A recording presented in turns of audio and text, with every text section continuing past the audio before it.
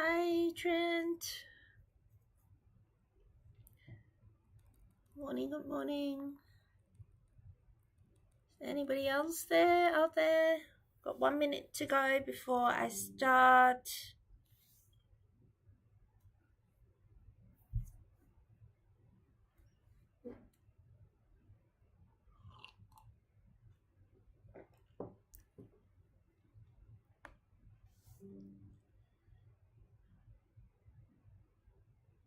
Oh, hi, Venetia. Whew, halfway. You're sort of halfway there. Week 5. Now, I'm gonna just start by sorry, I'm looking at a different screen, so forgive me if I look funny on the on the live camera. The Economic Society has requested that I advertise this workshop, and I actually think it's a really good idea. They assured me that this workshop is for students with beginner to intermediate Excel skills to learn foundational skills. This is next week during Flex Week at 6:30. This is online. This is via Zoom. Kale even sent me a little blurb. It says it's running a free practical Excel workshop next Wednesday, 22nd of October at 6:30 on Zoom. It talks about beginner to intermediate skills such as formulas, lookups, pivot tables that you'll be required to use later in the course. So please sign up on the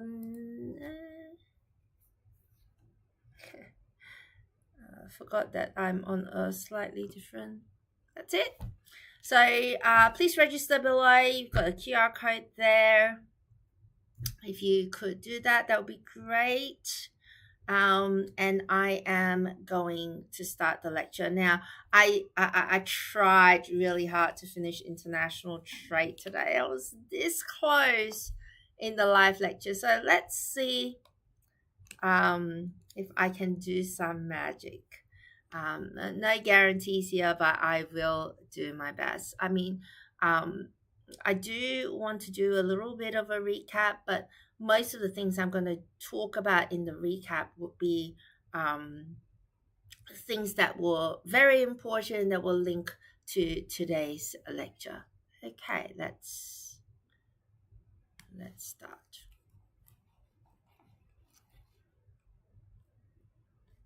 Slides. Not looking at PowerPoint anymore. We're looking at this. Okay, so last week we talked about government intervention. And one of the first things that we look at is a price ceiling. And we talked about the fact that a price ceiling is a cap that the government imposed, and this cap is there because government believe that the price is not a fair one, that is too high, and so they put a cap. So the price ceiling is usually below the equilibrium price.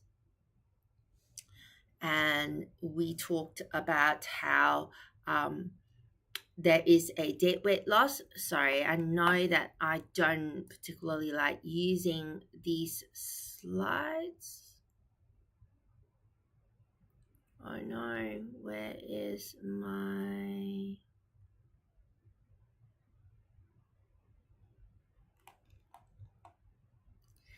Okay, this is going to be interesting. I'm going to try and solve the problem whilst I'm still talking to you. So forgive me if I'm not focused completely on... I've got the notes that I really wanted because I'm going to spend a lot of time drawing on the notes. So if you could just give me a moment, I'm going to try and bring up my notes, but I'm going to keep talking, okay? So your price ceiling will create your price ceiling will ultimately create a debt loss. So what we were focusing on earlier is that we were focusing on the fact that our consumer surplus before the price ceiling was implemented, the consumer surplus was the entire area. Actually, I'm gonna use this for the moment because I'm too scared to touch the screen. The consumer, so this is the original price, and this is your price ceiling. So with the original price, we will have this section there, which is your consumer surplus, the area below the demand curve but above the price, and the area above the supply curve but below the price is your producer surplus. However, because of the price ceiling, the price decreased, and therefore we ended up with a quantity supplied and quantity demand. So this looks like excess demand to me, and we are going to take the lower amount. So that's where we are going to be supplying. And we are then going to look at the price ceiling, and that's the price there that we are going to achieve. So the consumer surplus will be area below the demand curve and above the price. So we now have a slightly bigger area of the pie, and we have a smaller producer surplus because it's the area above the supply curve but below the price ceiling. So our producer surplus has now shrunk. The key thing that we're noting here is our deadweight loss. So there's that triangle there. That is our deadweight loss. So that's our deadweight loss there. And so the entire society is worse off. So the deadweight loss is a loss in economic surplus as a result of the market being prevented from reaching the equilibrium price and quantity where the marginal benefit equals your marginal cost. Now, very, very important here.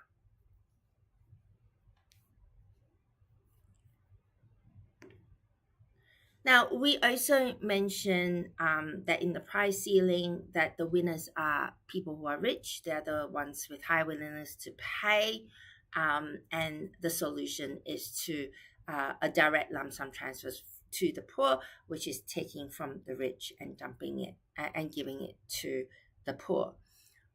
Not very realistic, but that is a theoretical or hypothetical solution that we could do to help low-income households, and that, in theory, would be more efficient. The price floor, on the other hand, is a minimum allowable price. It's minimum, but it's called a price floor. It's not low. It is actually high. It is actually above the equilibrium price, and this is when the government believes that price is unfairly low to protect producers in a certain sector, so they increase the price. Now, because the price floor is now above your equilibrium price, we know that at equilibrium, your area, that area is your consumer surplus, that area below, that area below is your producer surplus.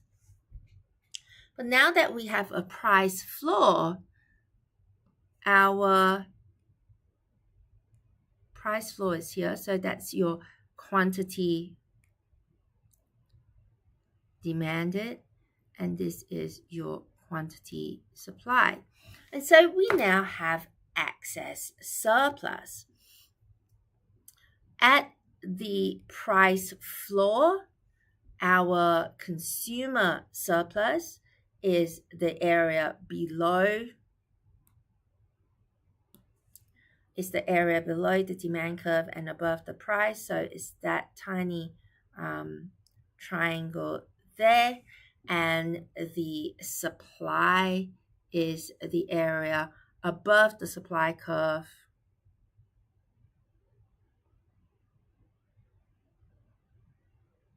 Sorry about that. That shouldn't have gone that far. And below the price.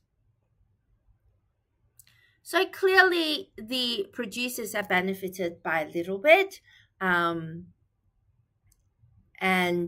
the difference there is your deadweight loss.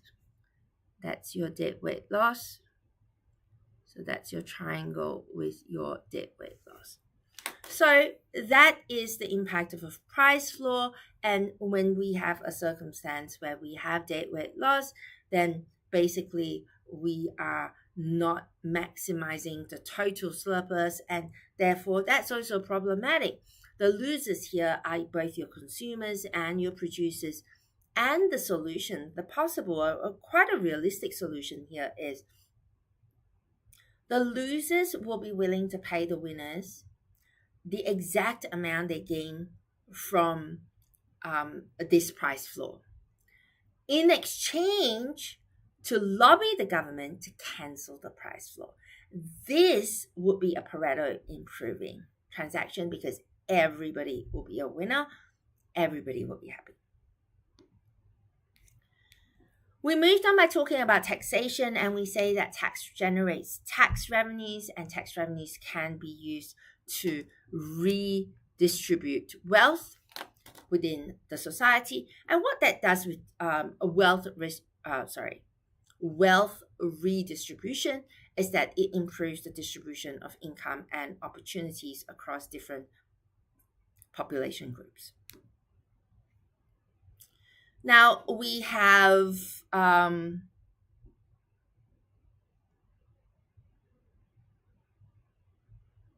froze a little bit. So we have taxation here at the equilibrium point of PE and quantity QE. That is our equilibrium point before tax was implemented. When we implement tax, I use an example of $1. And I say that tax is $1, but your marginal cost is $1. So there's this illusion that our cost has increased to $2. That cost is more expensive. Now, before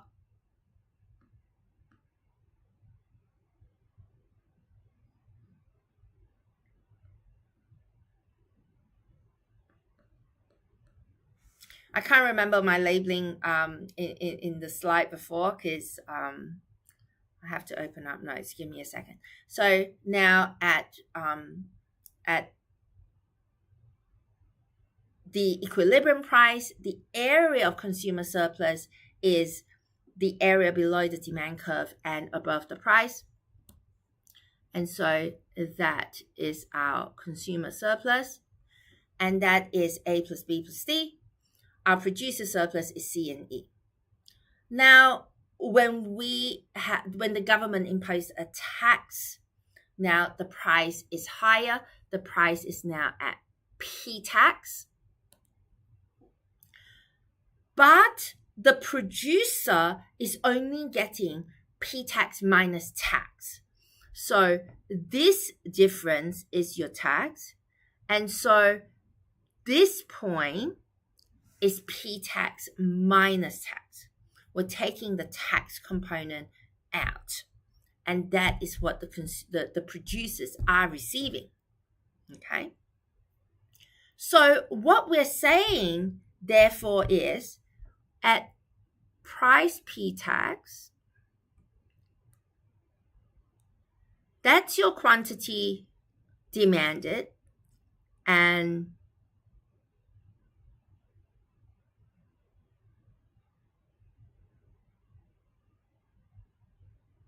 that's your quantity demanded and supplied, and that's at Q tax. And at this particular point, we are going to look at, sorry, I'm slightly distracted at the moment because I'm thinking about my notes.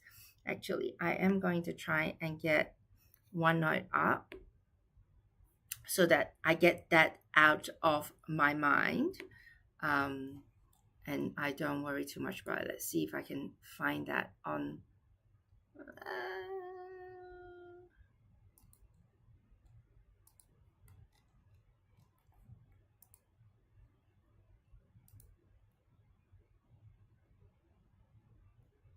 Sorry about that, guys. Yeah, okay. I think I got it.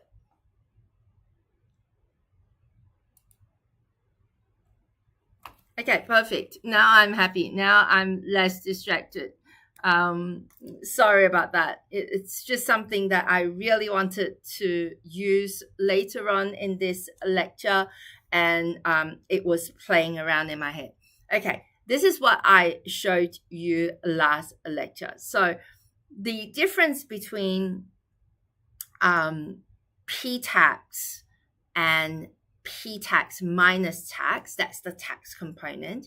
Our tax revenue is the amount of tax multiplied by the quantity per unit that we have produced or sold. And as a result of that, that orange box of B and D, that is your tax. So that is actually a transfer surplus from both the consumers and the producers. Now, the producers are left with area F, the consumers are left with area A, therefore a much smaller section. Tax also creates a deadweight loss, so the area C and the area E on the screen, those are deadweight loss, and therefore we know that this is also not a good thing for the economy.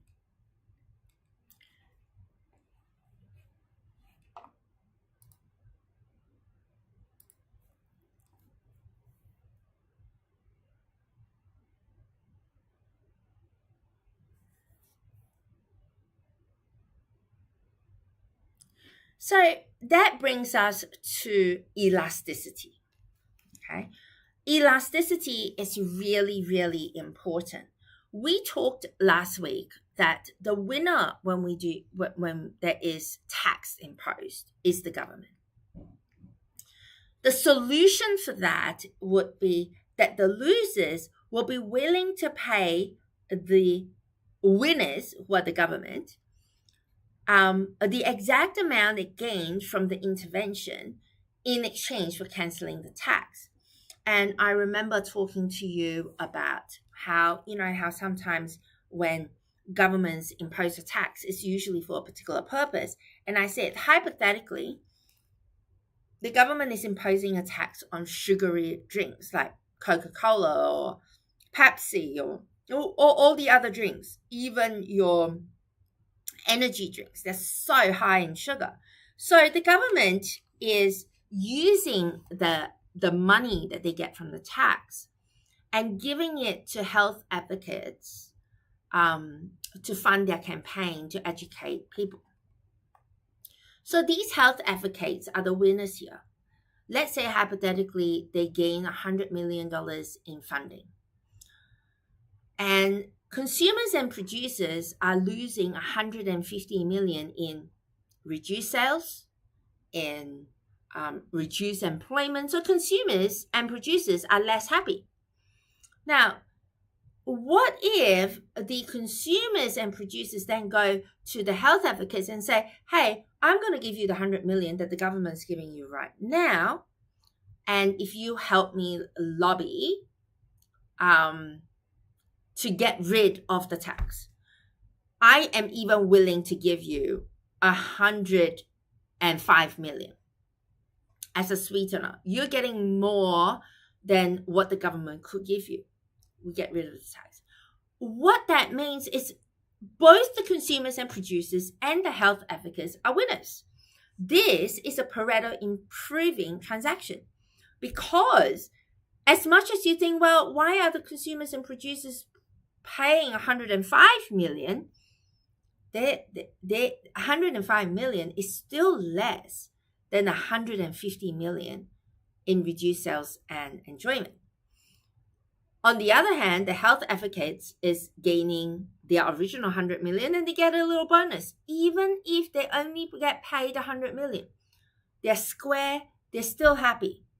So the aim here is to lobby the government to cancel the tax. Now, we're then going to continue this by talking about elasticity, because we talked about it before that the winner is the government. They use this tax revenue to subsidize or reduce taxes in other markets and provide public goods. We'll talk about that a little bit later.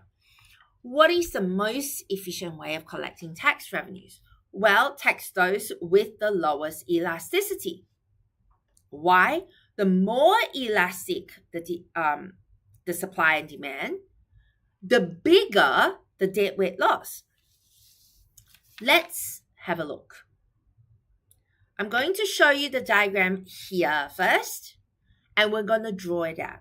I love drawing it out only because it allows you to follow the drawing, and hopefully you gain a better understanding, okay, as you are drawing it with me. Now, we are going to start with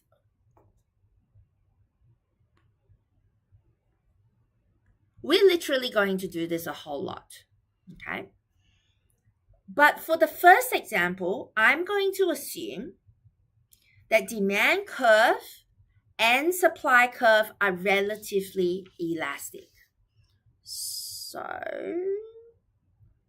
I'm going to draw a relatively flat demand curve. I hate that demand curve that I just drew.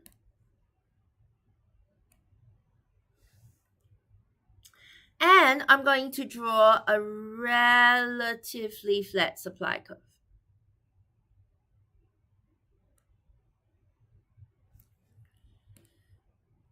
What's wrong with me today? The supply curve is horrible.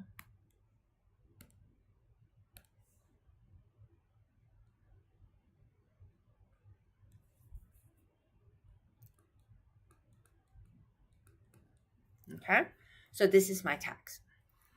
We know that the sector between this is your tax. Now let's look at where our quantity, our equilibrium quantity is. This is our equilibrium quantity.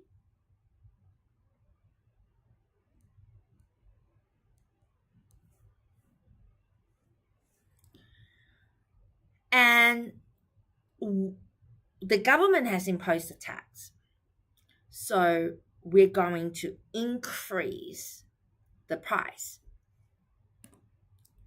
So the price has now increased, yeah,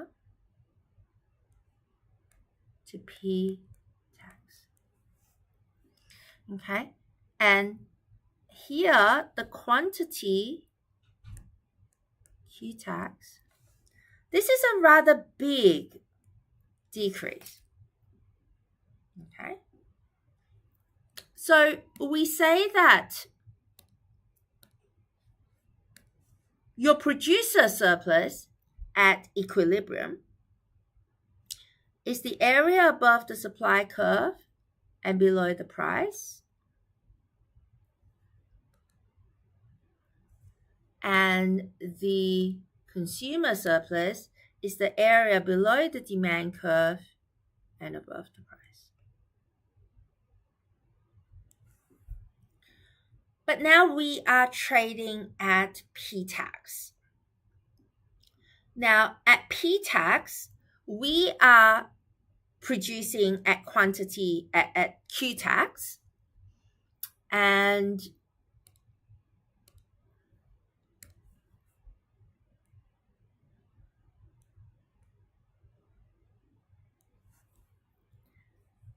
as a result of that, that is P tax minus tax. Okay, so that is the amount of tax that you have generated. So what we have lost is the area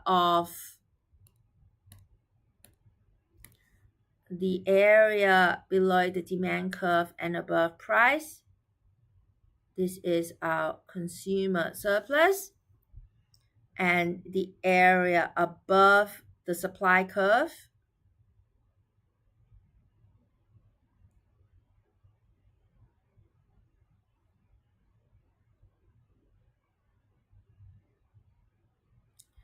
and below price. So, sorry, got me questioning myself.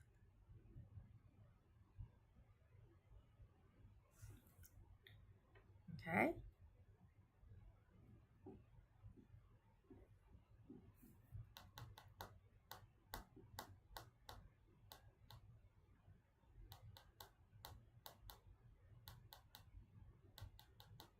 Sorry about this. I think I've confused you. I've confused myself as well.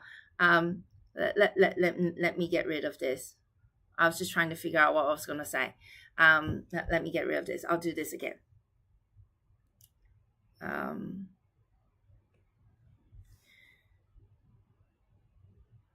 Sometimes I get really confused with what I was trying to say.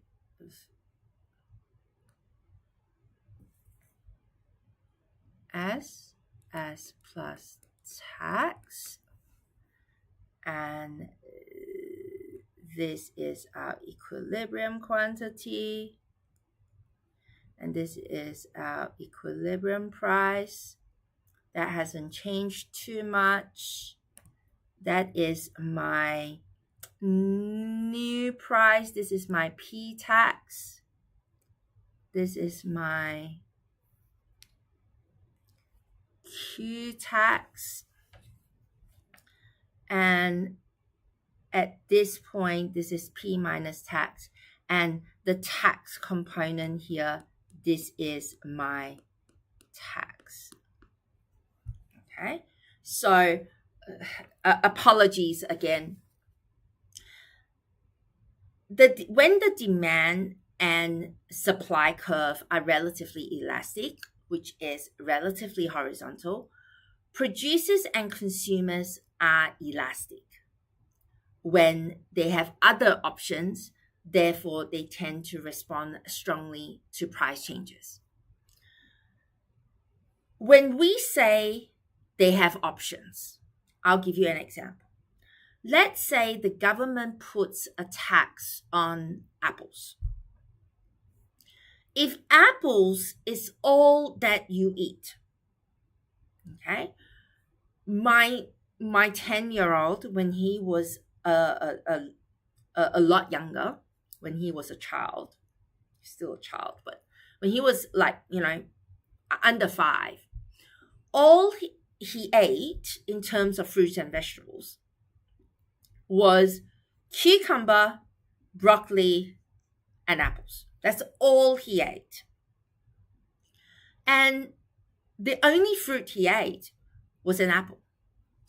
And so what happens with somebody like that is, if all they eat is apples, if the price of apples increase, if the government puts a tax on apples, I will still have to buy apples because that's classified as an inelastic response to the tax. But imagine it's my preference. If, let's say, I like oranges just as much as I like apples, this means that I am a more elastic consumer. If you put a tax on apples and you increase the price of apples, what I'll do is I will move to oranges and eat oranges. I don't have to eat apples. It's still a fruit. It still gives me vitamin C. I don't have a problem with swapping or shifting or substituting something else for apples. This is similar for producers with a very elastic supply curve. When the government puts a tax on apples, they would shift their production to oranges instead. I know that that's not particularly realistic, but that's the only product that can come to my mind right now. Then these producers, because they are so easily able to shift their production to a substitute, they are also very elastic. Now, there are different ways that, or different things that they can do with their production technology. That's what I'm trying to imply. So if there is other things that you can move your production technology to producing, then you have a relatively elastic supply. Now, so when demand and supply are both relatively elastic, when the government imposes a tax, consumers and producers are very quick to move to a different market. Consumers can change to consuming a different product, and producers can stop producing that product and move to a different market altogether. This generates the big change that you see here in quantity from Q to Q tax. So quantity here decrease. This also means that because producers and consumers are leaving the market, it generates a large deadweight loss. So your deadweight loss is represented by this triangle here.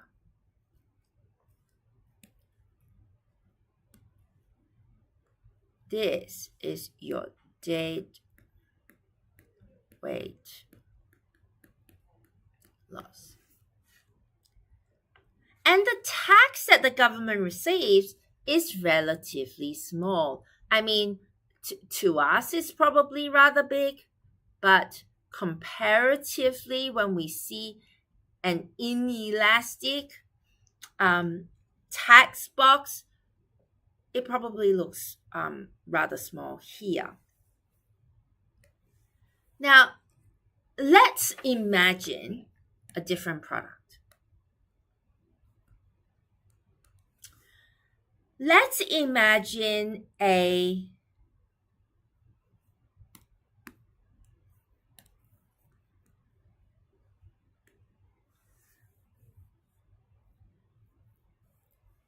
I want to make it more inelastic. Sorry, guys. Being a little bit pedantic here. Okay. That's my inelastic demand. I'll give you an example. Let's say that the good that the government is putting a tax on is an EpiPen. I am allergic to kiwi fruit. Right? This is the first time, the last week or so, is the first time I've had kiwi fruit in my house, in my fridge, for, I reckon, a long, long time.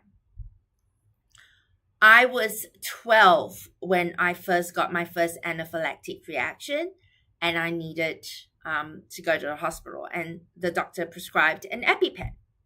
So let's say that the government put a tax on an EpiPen. Well, as a consumer, I don't have many options, because unless I want to get an anaphylactic reaction and suffer the consequences, I don't have substitute. So I still need to pay for my EpiPen, even if the government puts a tax on it and the price goes up. Let's say that my supply curve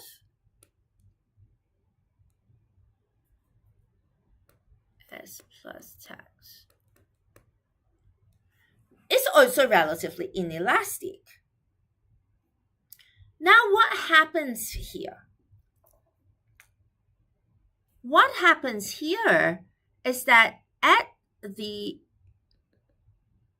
point before the tax, we have Q, and at pay. When the government imposes a tax, I move up to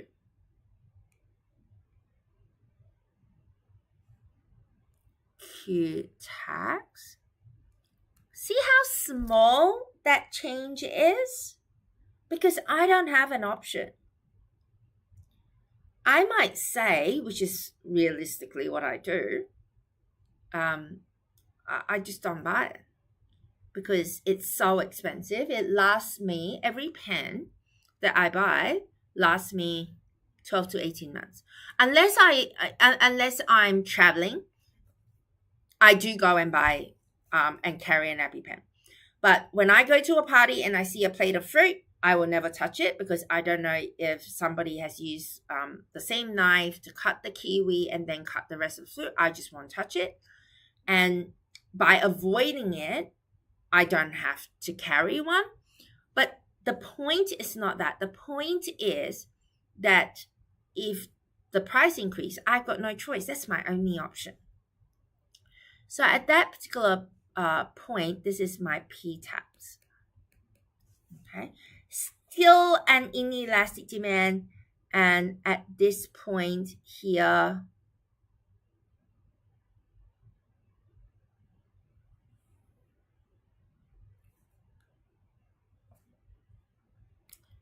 P tax minus tax.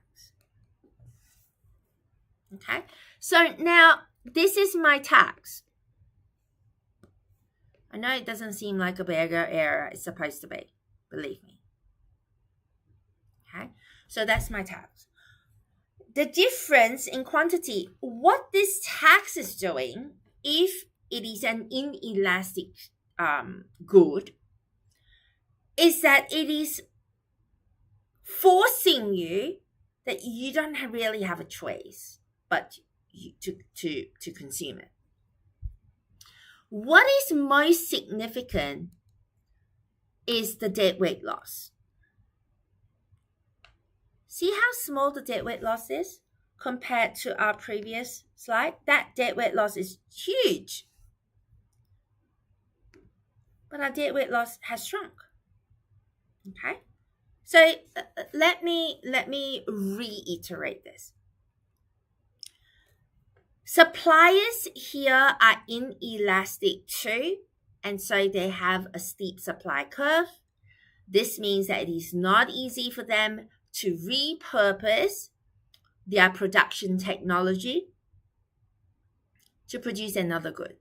So the production technology for these suppliers that they're using to produce an EpiPen, they find it hard to quickly shift and produce something else. So they have also a relatively inelastic supply curve. Now, the change in your quantity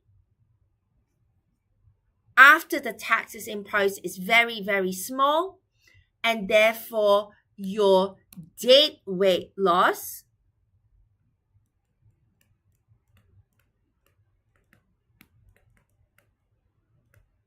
is very, very small. But the tax is small. Change in quantity is small, but tax is big. Okay, so that is the impact of an inelastic supply and demand. Now, therefore, as a result of that, if the government wants to tax a market and the objective is to make as much money as they can, definitely taking a market for essential goods or a market with very inelastic demand and supply is a great idea. Why is it a great idea? Because consumers and producers are trapped. They don't have very many options. They don't have an alternative. Unless I choose that I want to die, I don't have a choice but to bring an EpiPen with me, especially if I travel. So because the tax they get is bigger and the deadweight loss is smaller for the society, it is a good idea, right? Now, the next thing that I want to talk about is the burden of the tax. Can I use this one? No, I might use a new diagram. Sorry, Esther, stop being lazy. Demand, inelastic demand,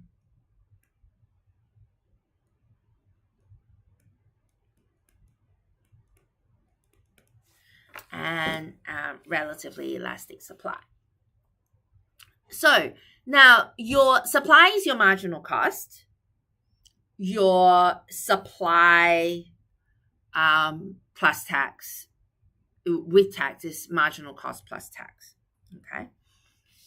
Now we know that this is pay and this is Q. And we know that this, pay, God, this is Q. What am I talking about? Golly. And this is P tax and Q tax. Sorry, guys, for the confusion. Something wrong with my head today. Now, we know that this, at this point, this is your P tax minus tax. Now, what I want to show you in this diagram is the burden. Okay? Who is really paying the tax? We know that the tax is this area here, which is P tax up to demand, P tax minus tax, and it's this square here. But who realistically is paying for this tax is the question that we are asking. Now, the P tax and P, trying to find a space to write this. This is the change in price for consumers. So the consumers are was at equilibrium paying price P. Now they're paying price P tax. So P tax minus P is the change in price for consumers. P tax minus P. Okay. Now, the change in price for producers is between P and P tax. Now, I drew this really badly. This should be a horizontal line there. I'm very sorry that was really badly drawn. P tax to tax. And why that was important is because when I am trying to look at the point, have a look at this point. See this green bit that I'm trying to show here. That P tax minus tax, P minus P tax minus tax is actually the change in price for producers. Can you see the burden? Can you see the burden? That green bit is paid, the change for the producers because of the tax. But this is the change for the consumers. Now, one of the key themes you always see in the news that the government wants to crack down on corporations, and so they impose a tax on the good that the corporation is producing. The idea is that the government wants to make corporations pay, but unfortunately, that is not what is really happening. Why is that so? Because the incidence, and in economics, the incidence or the tax incidence means who actually pays the cost of the tax. So the incidence really depends on who is more elastic or inelastic. In this particular example, I made my demand inelastic, very inelastic, and I made my supply very elastic. So even if the tax is imposed on the suppliers, the consumers are paying most of the tax. Why? Because the change in price for consumers is very big and the change in price for producers is very, very small.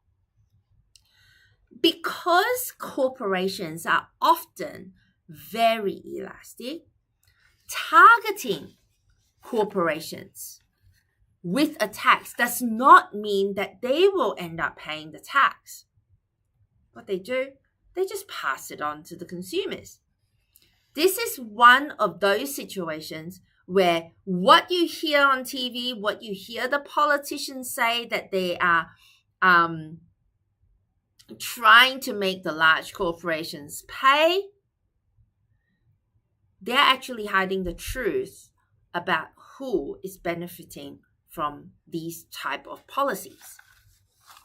Okay, let's have a quick look on the lecture notes.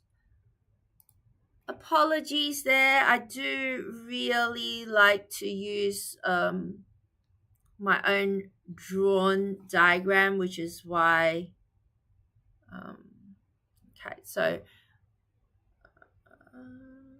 no, I haven't talked about subsidy yet. Okay, so I've just talked about tax and the incidence. Great, fabulous. Now, the next topic that I'm going to talk about is a subsidy. Now, a subsidy is the opposite of a tax. Now, a subsidy is a government cost to assist certain groups of consumers or producers. What the subsidy is doing is trying to make certain goods more affordable for certain groups of consumers. Let's draw it on the graph. Sometimes I think I should just use the OneNote. I forgot about the lecture slides, but I can't because the lecture slides are still very useful. Okay, let's draw this out. Guys, if you are at home with a blank pieces of paper, I strongly recommend that you try and freehand draw it. It might not look the best, but use it as practice. Draw it with me.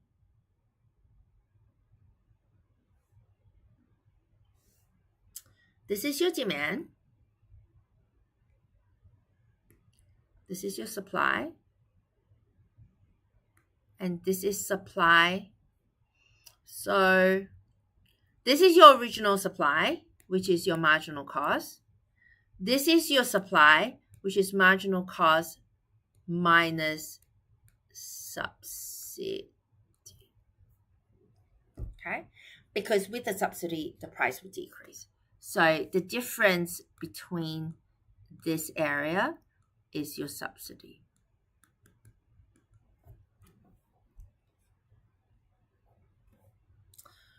All right.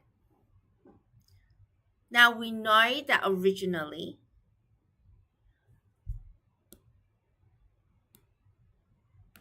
your consumer surplus, actually, I forgot the price. Let me set the price first.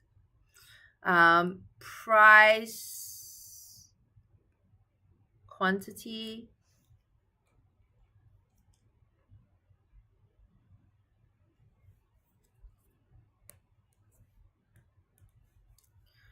and when I have a subsidy, I take that,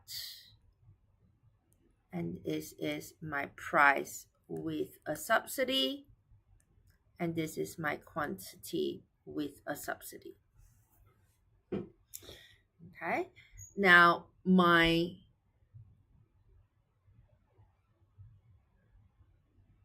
consumer surplus is the area below my demand curve and above my price.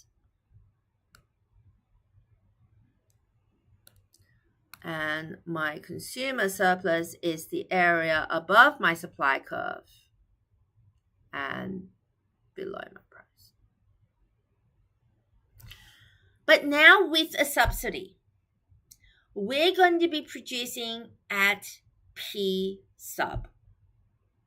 So at P sub, my consumer surplus is now the price below the demand curve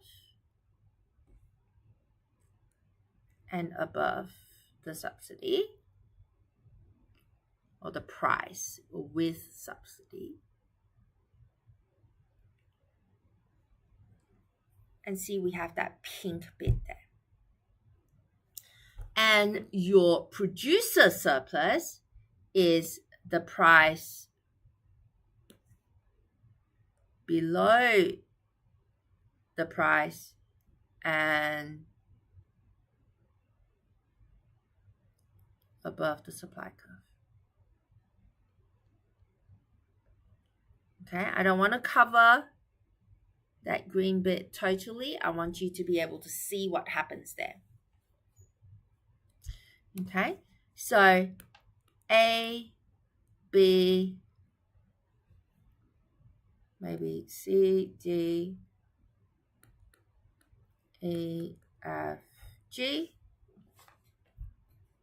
So before we got a subsidy, okay, before we received a subsidy, your consumer surplus is A. And your producer surplus is B and E.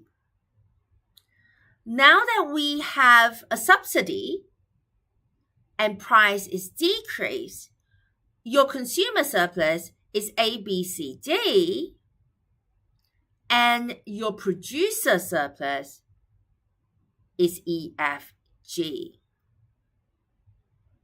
Now, unfortunately, we are going to produce at Q sub. Now, let me bring you back to the information. Let's say your marginal cost is $2 and your subsidy is $1.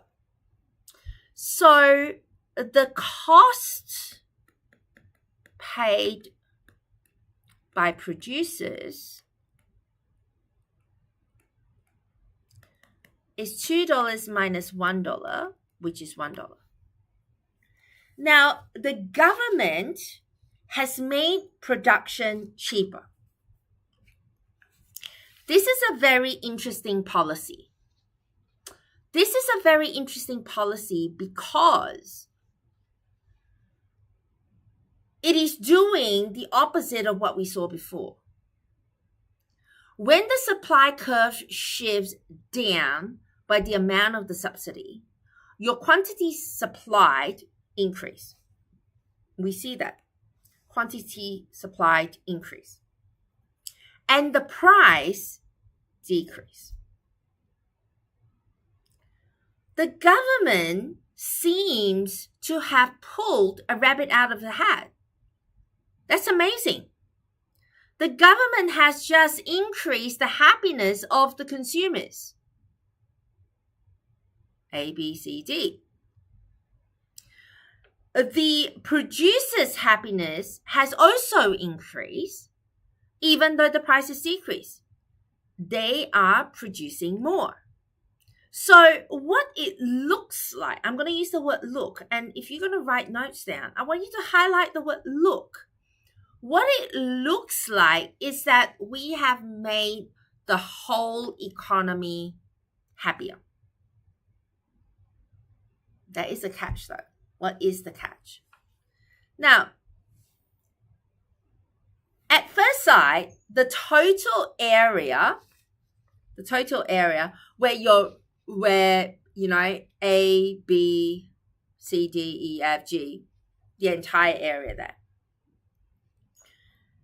it looks like that's at first sight that is total surplus, and it was a bigger area and therefore improvement. Okay. Now, the area here, I'm going to try and find a pen that will highlight the difference in color, so bear with me. P sub is here.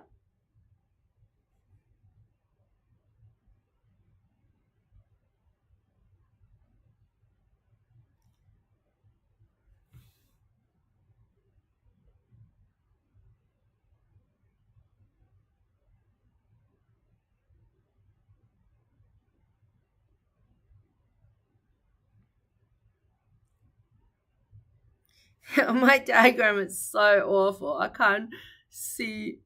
Did I make a mistake? Producing consumer surplus with and without subsidy.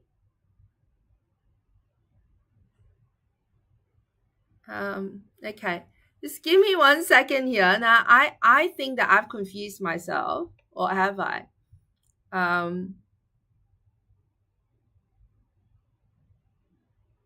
Price P going down, P sub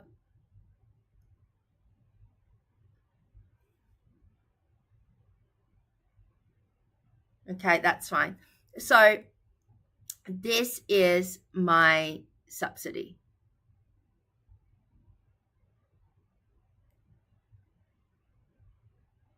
I don't know. So something seems to be a little bit wrong here. Let me try this again. Okay, let me try this again. I don't know what I did wrong, but I don't want to continue and unless I know it is correct. So this is your demand. This is your supply, which is your marginal cost, and this is your supply, which is your marginal cost minus subsidy. Okay. Now, hopefully, I'm gonna make the same mistake again. Let me focus here. Sometimes when I talk and write, okay, I get myself a little bit confused there. Okay. Then we have your subsidy, which is at this point.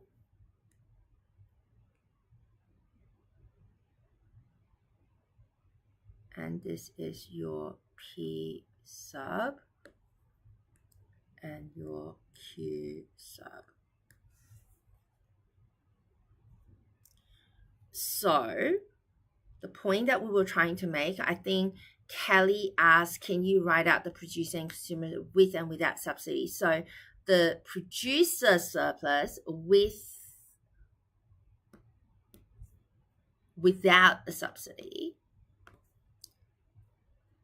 is the area below the demand curve and above the price.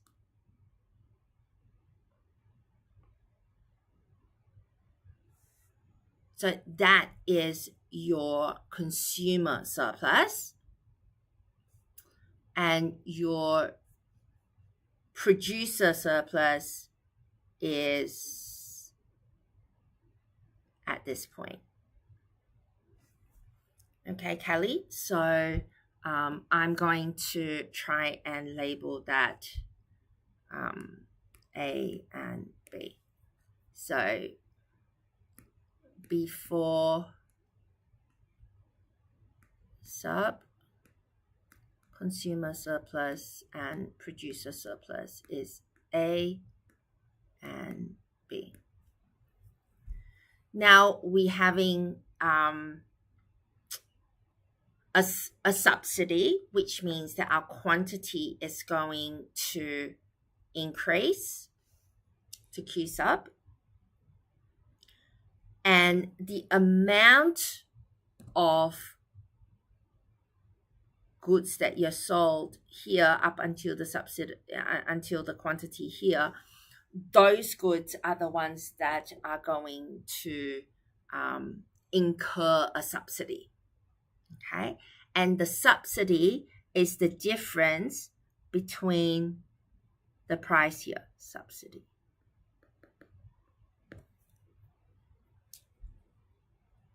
And so what happens is this entire area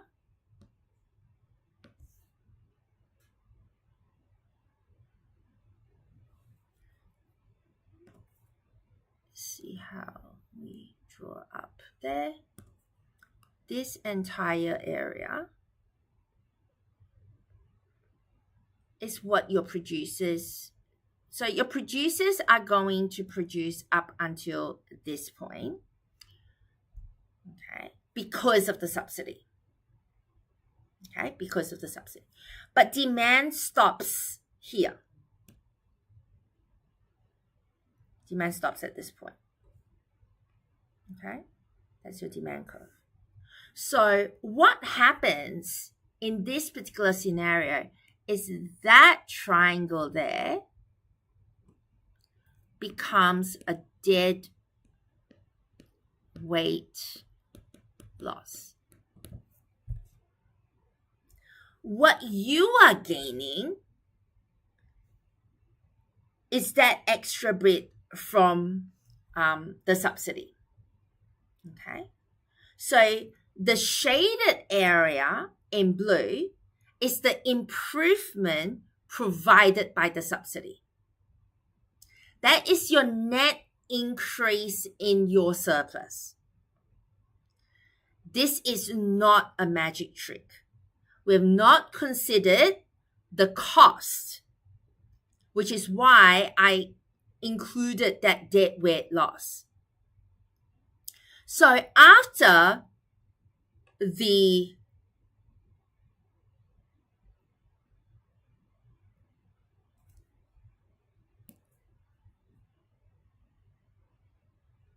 A, B, C, D, E, F. So your consumer surplus is the area below the demand curve and above the price. So after subsidy, our consumer surplus is going to be A plus B plus D plus E.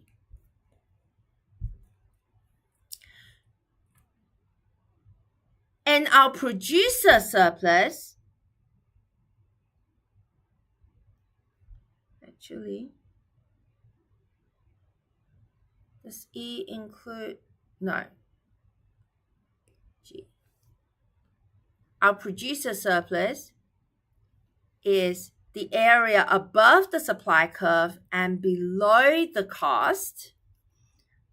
And so it's C plus G.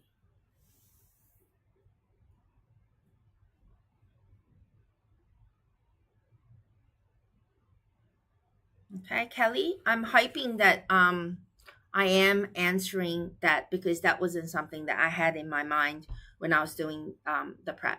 Now, the cost for the government is quantity. Cost for government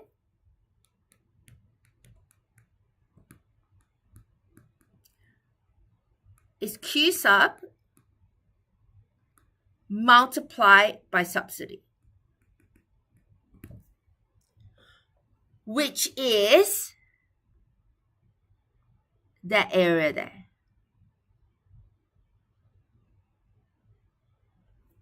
C plus D plus E plus F plus G. Okay, that entire area is the cost for the government, because at that quantity we are going to supply at that particular point. But the cost is greater than the benefit. What is the benefit? The benefit is C plus D plus E plus G. So if I can put in, find me another pen. So the cost is equals area C plus D plus E plus F plus G. The benefit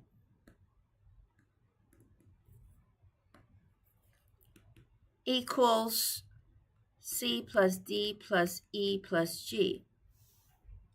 So that clearly, F there, that's a deadweight loss.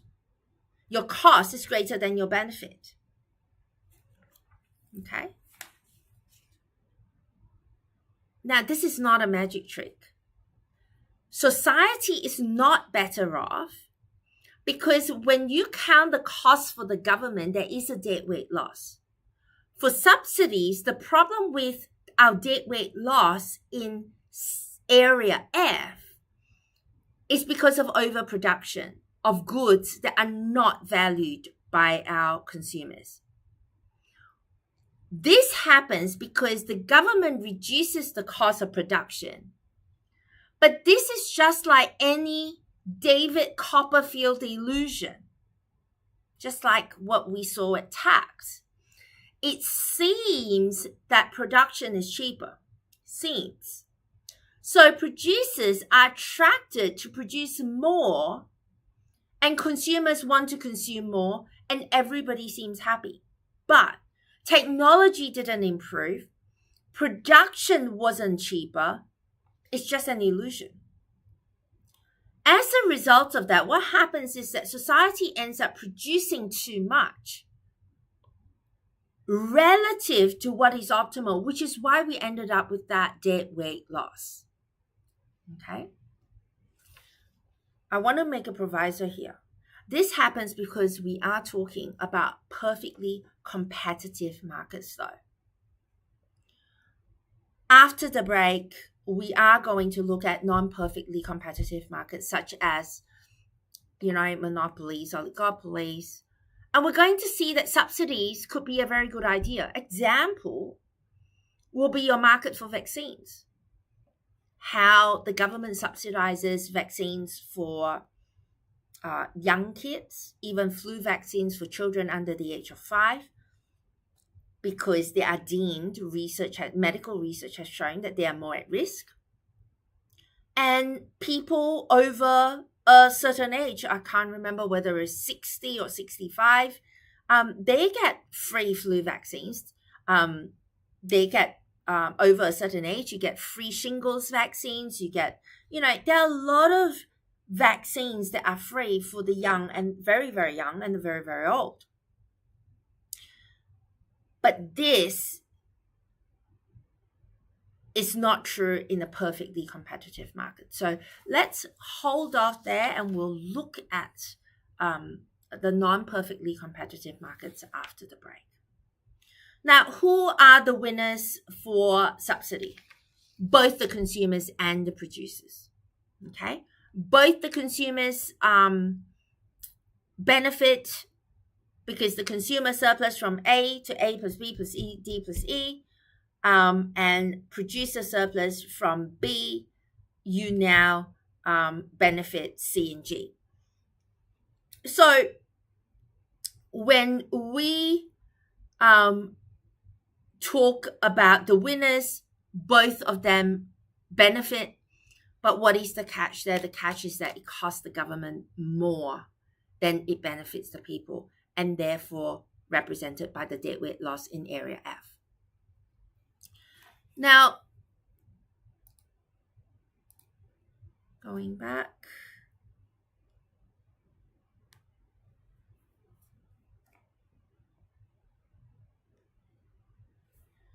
What is the solution? Same as what we're talking about before. If we are able to put our hand into the bank accounts of the rich and transfer that to the poor, a lump sum payment is the more efficient or effective way of doing this rather than using a subsidy.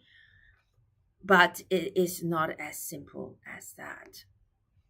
Now, in summary, when we talk about public goods and imperfect markets, the story is not this bad.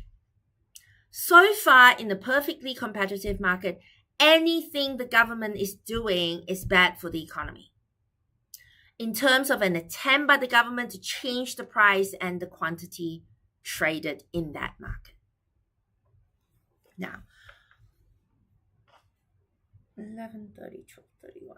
Okay, I've got 15 minutes and I am going to try and talk about international trade. So this is going to be tricky. I'll end up doing less than what I did in the live lecture this morning, but that's okay. I will try and go through as much as I can.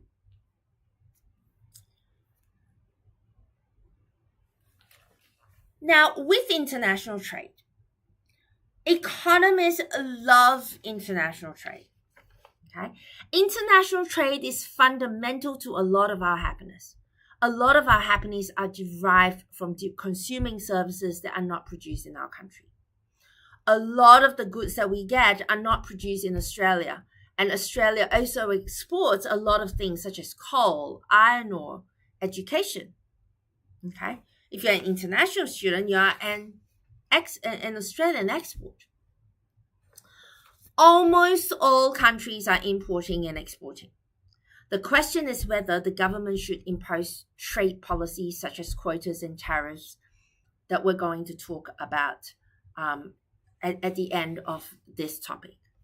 Can the government help by intervening? Now, before we talk about those things, we need to do a few definitions.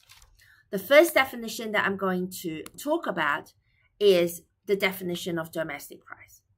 Domestic price represents the equilibrium price that will occur in a country if no international trade is allowed. Domestic price is the price you pay in your country to buy a good. The world price, on the other hand, is the equilibrium price in an international market. Think about the world price as the price when you go to eBay to purchase a good. eBay has one price for everyone. It's a great example of a world market. No matter where you are, you're going to be charged the same price, more or less, with taking into account exchange rates and all of that. Unless there are tariffs imposed or policies that a particular country has implemented, you are going to be charged the same price no matter where you are. The next definition that we're going to look at is a small open economy. Let's talk about closed economy first, only because it's a lot easier. A closed economy is an economy that does not engage in international trade. They're also known as autarky. A closed economy, an example of a closed economy is North Korea. Mostly closed. They might do a tiny little bit of trade with China, not much. Now, not engaging in international trade is a bad thing. The possibility of ending up with too little of some goods is real. For example, if a country does not trade and you have bad weather, none of your crops are growing, you've been raining and flooding for like the last 6 months, all your agricultural produce, the majority of that, are dead and washed away. What's going to happen if you don't trade? If you don't trade, the people in your country could starve because there's not enough food. In Australia, if we have a bad agricultural year, if there were a lot of flooding and nothing was growing, then what would happen in this instance is that we will go and buy food from other countries. Other countries with good weather will be willing to sell those food to us. Now, this is a silly problem to have because history shows us that free market and free trade is really, really good for society. And if we look at what we call natural experiments, so North Korea and South Korea, those countries were cut in half, and half of the country are using a more international trade approach versus the other half of the country, which is more controlled or close economy approach with a centralized approach. Then what happens there is you'll find that historically it's very clear that free economies is going to do much better. I'm not talking about that it's going to be perfect, but it is going to be a lot better. Free markets makes people happier, allows for more progress. Although that we might have a different type of problems, talk about inequality being a big deal, but that's a different story altogether. Now, a small open economy, an example of a small open economy is Australia. It is an economy that participates in international markets, but its production or consumption is small enough compared to the rest of the world that its supply or demand does not affect the world price. So what we are trying to say here is that if, for example, Australia, who is a small open economy, we are price takers. Okay, so we take the world price. Unlike if we're comparing ourselves with China or the US, where their consumption and production is so large that they can affect the world price. We, unfortunately, in Australia, we are unable to do that.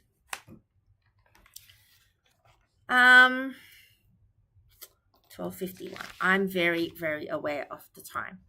Now, we're going to look a little bit at imports and exports. Rather than using the slides, I'll let you go back and go and look at the slides in your own time. I'm going to draw out the graphs for imports and exports. Just give me 1 second.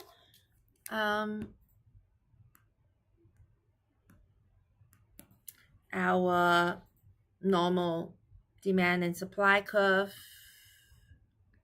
demand, and this demand is our domestic demand. This is our marginal benefit, and this is our supply. This is also our marginal cost, but this is our domestic supply.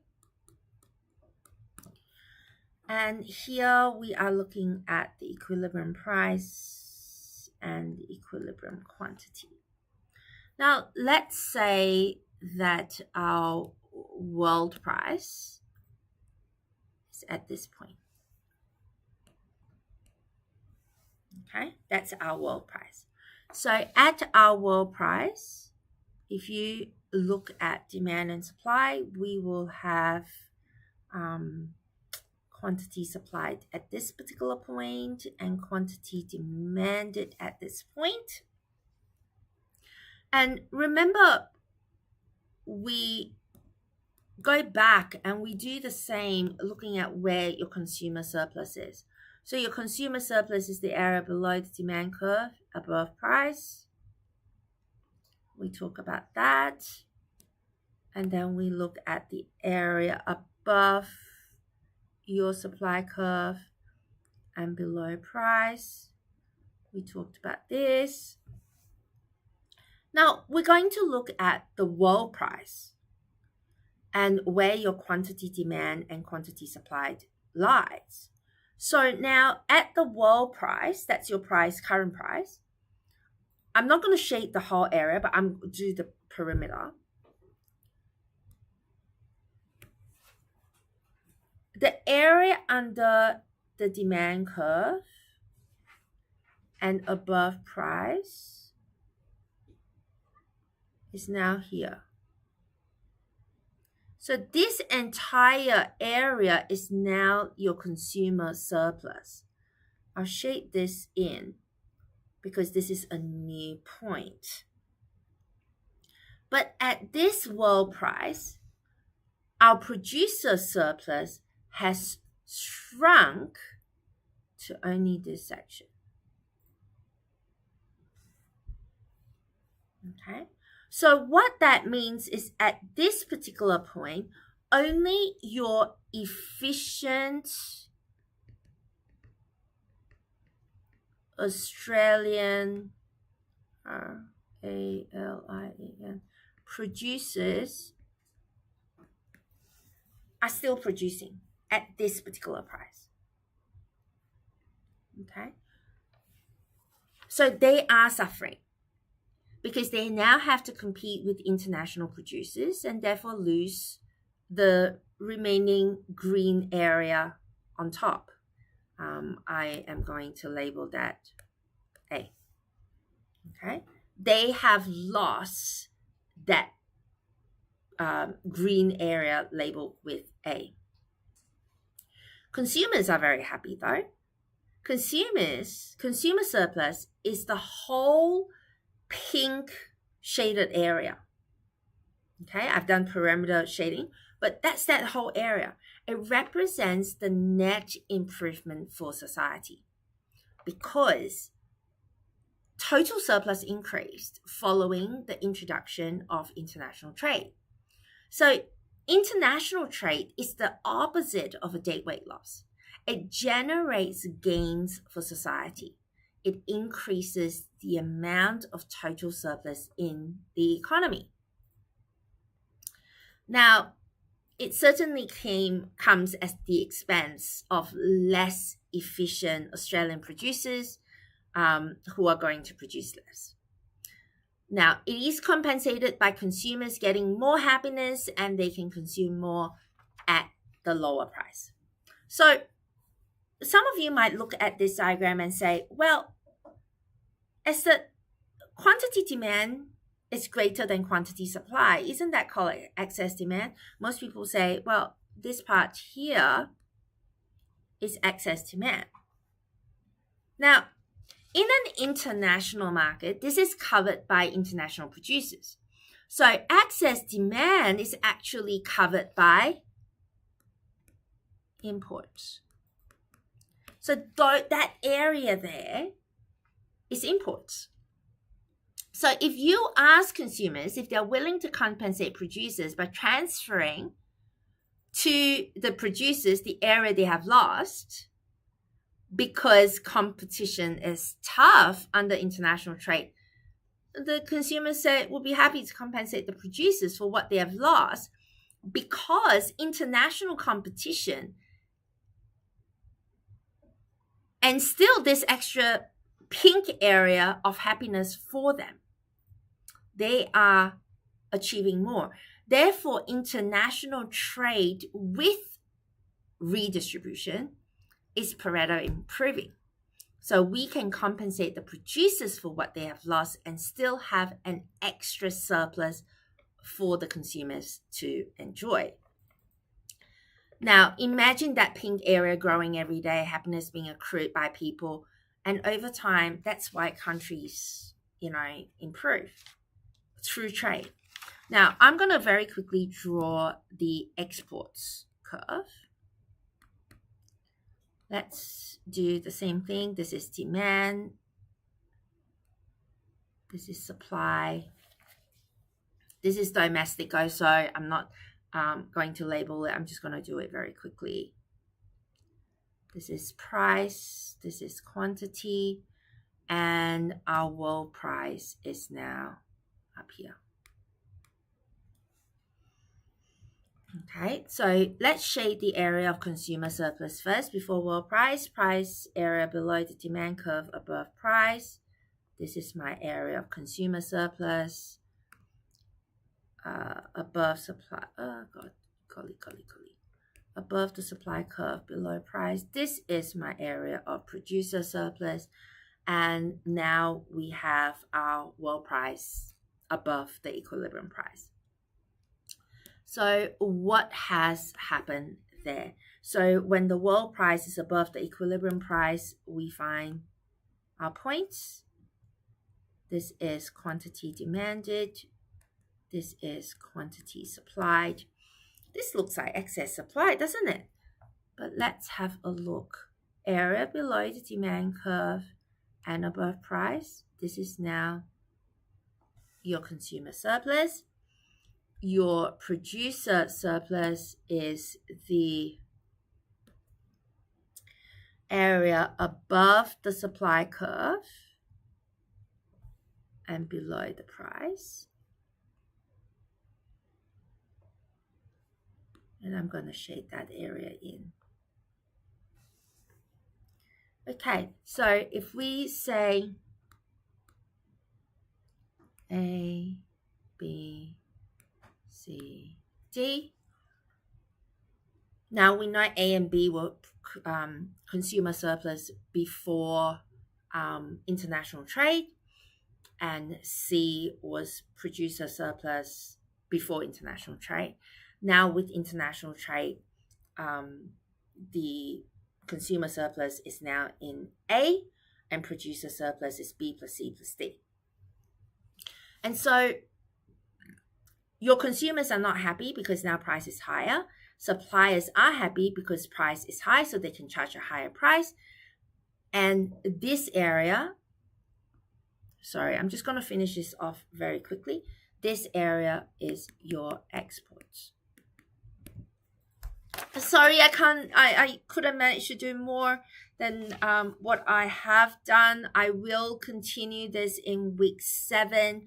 I've got quotas and tariffs to go through and talk briefly about the benefits of trade. And then I'll be able to finish chapter 6. All right, thank you everyone. Thank you, Trent. There weren't very many questions. If you have questions, please put it on the chat. Sorry, I was a little bit flustered today, so apologies for that. If you have any questions, please let us know. From the entire Econ 1101 team, I wish you a good break next week, but please make sure that you don't forget all the information that we've learned so far, because we're going to look at imperfect markets after the break. Thank you, everyone. Bye, guys. Sorry for being so late. Sorry. Bye. Thank you, everyone. Thank you, Trent, for being there. See you guys.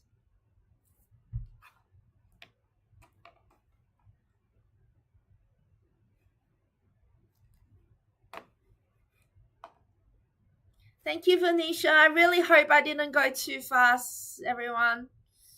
I was rushing a little bit, probably why, yeah, it was a little bit.